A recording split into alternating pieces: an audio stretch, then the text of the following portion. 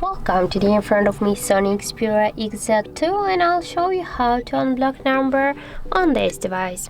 So first you should go to the phone application, and then on the right upper corner tap to the three icons or three dots or to the more icon, and then just tap to the settings, and here you'll see the section with the blocked numbers, so tap there.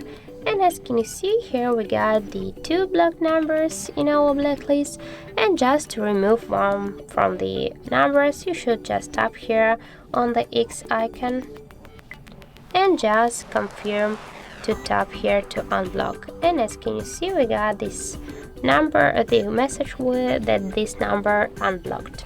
And by the same way we'll just repeat the actions and we'll remove the second number from the blacklist. And as can you see, that's really simple.